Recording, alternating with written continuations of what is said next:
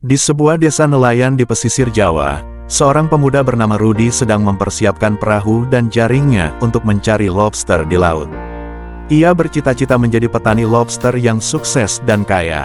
Ia ingin membahagiakan ibunya yang sudah tua dan sakit-sakitan, serta adik-adiknya yang masih sekolah. Sebelum lanjut kisahnya, silahkan subscribe, like, dan komen. Yang subscribe saya doakan banyak rezeki dan dimudahkan segala urusannya. Amin. Rudy bersiul, hari ini pasti hari yang baik. Aku yakin aku bisa menangkap banyak lobster dan menjualnya dengan harga tinggi. Aku harus bekerja keras agar bisa mewujudkan mimpiku. Sambil memasang jaring di perahu, ibu memanggil dari rumah, "Rudy, sudah siap berangkat? Jangan lupa sarapan dulu ya. Aku sudah masak nasi dan telur untukmu." Rudy menjawab, "Iya Bu, aku sudah siap. Aku sarapan dulu ya." Ia berjalan ke rumah.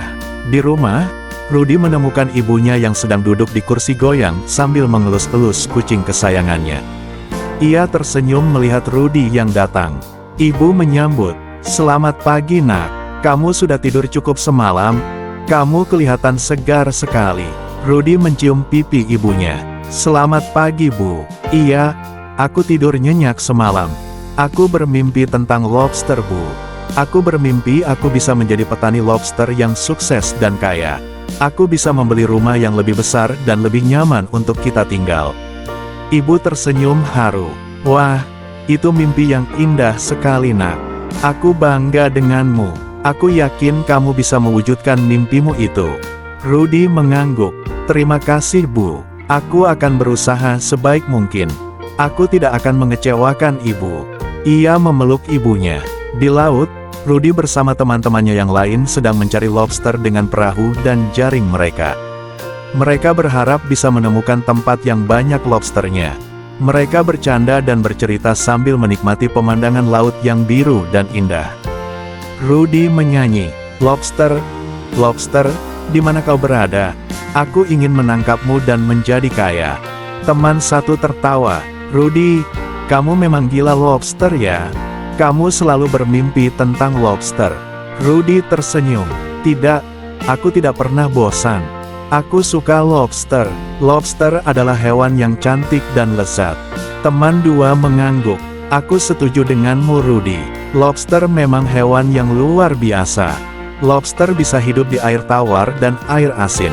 Lobster bisa tumbuh sepanjang hidupnya."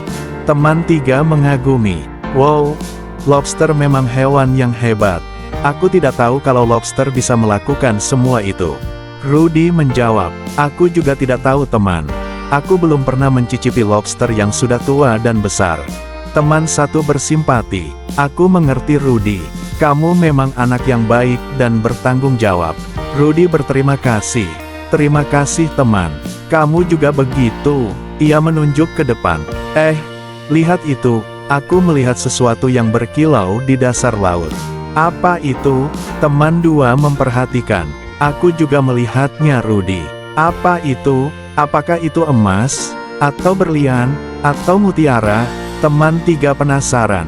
"Ayo kita cek, mungkin itu harta karun yang tersembunyi. Mungkin ini adalah hari keberuntungan kita." Mereka mengambil alat selam. Rudy dan teman-temannya menyelam ke dasar laut untuk melihat apa yang berkilau itu. Mereka terkejut dan takjub ketika mereka menemukan bahwa itu adalah lobster. Lobster yang sangat besar dan tua. Lobster yang berwarna emas dan berkilau. Lobster yang indah dan megah. Lobster yang belum pernah mereka lihat sebelumnya. Rudy tercengang. "Astaga, ini lobster. Lobster yang sangat besar dan tua. Lobster yang berwarna emas dan berkilau. Lobster yang indah dan megah." Teman satu kagum. "Aku juga tidak percaya Rudy. Ini lobster. Lobster yang sangat besar dan tua." Teman dua heran. "Aku juga bingung Rudy. Ini lobster. Lobster yang sangat besar dan tua." Teman tiga girang. "Aku juga senang Rudy. Ini lobster. Lobster yang sangat besar dan tua." Rudy berpikir, apa yang harus kita lakukan dengan lobster ini? Apakah kita harus menangkapnya dan menjualnya? Atau apakah kita harus membiarkannya hidup di sini? Aku hanya ingin melakukan yang terbaik. Teman satu berkata dalam hati, "Aku benci kamu Rudy. Kamu telah mengkhianati kami. Kamu telah merusak rencana kami." Teman dua berkata dalam hati, "Aku kecewa dengan kamu Rudy. Kamu telah mengecewakan kami. Kamu telah menggagalkan harapan kami." Teman tiga berkata dalam hati, "Aku sedih dengan kamu Rudy. Kamu telah meninggalkan kami." Di darat, Rudy kembali ke rumahnya dengan perasaan campur aduk. Ia merasa lega karena telah melepaskan lobster emas itu. Ia merasa sedih karena telah kehilangan teman-temannya. Ia merasa bingung karena tidak tahu apa yang akan terjadi selanjutnya. Ia berharap ia telah membuat keputusan yang benar. Ia berdoa agar Tuhan memberinya petunjuk dan pertolongan. Rudy berdoa, "Ya Tuhan, aku bersyukur atas nikmat yang Engkau berikan. Aku mohon ampun atas dosa yang aku lakukan. Aku minta petunjuk atas masalah yang aku hadapi." Ibu menyambut, "Rudy, kamu sudah pulang? Bagaimana hasil tangkapanmu hari ini? Apakah kamu mendapatkan banyak lobster?" Rudy menjawab, "Ibu, aku sudah pulang. Hasil tangkapanku hari ini tidak begitu baik." Ibu menyayangkan, "Oh, sayang sekali. Aku kira kamu bisa mendapatkan banyak lobster." Rudy menenangkan, "Jangan sedih Bu, ini bukan akhir dari segalanya. Ini hanya salah satu dari banyak ujian." Ibu mengerti, "Aku tahu Nak, aku bangga denganmu. Aku yakin kamu bisa melewati semua ini." Rudy berterima kasih.